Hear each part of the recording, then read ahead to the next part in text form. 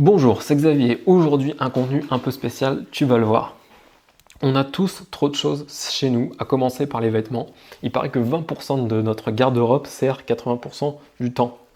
La fameuse règle des 80-20.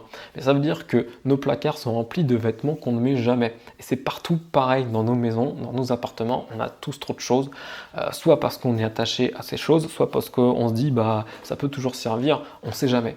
Et c'est vrai que se séparer de certaines choses, bah, ça peut parfois être difficile. Mais la vérité en fait, c'est qu'on a pas besoin de grand chose pour vivre, surtout quand on est salarié et qu'en plus on vit seul, parce que quand on est salarié, bah, on passe la plupart de notre temps au travail, donc la maison c'est un peu secondaire, et puis quand on vit seul, au final, on a juste besoin d'un lit, d'une douche et d'une cuisine.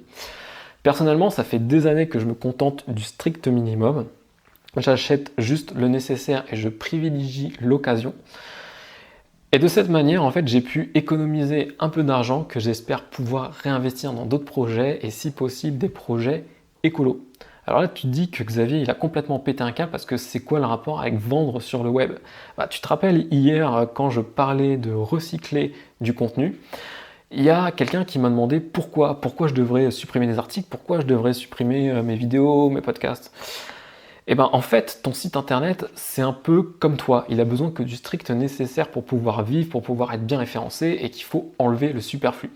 En termes de SEO, il existe ce qu'on appelle les pages inactives. Les pages inactives, c'est des pages qui n'ont pas reçu de visite depuis plus d'un an. J'en parlais dans une autre vidéo, d'ailleurs je te mets le lien en haut à droite.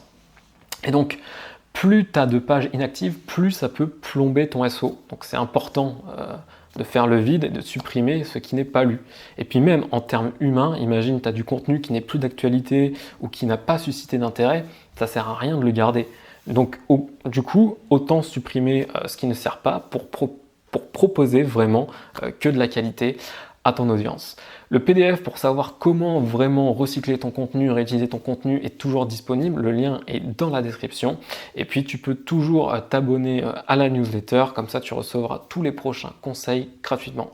Je te dis à bientôt, soit dans la newsletter, soit dans une autre vidéo.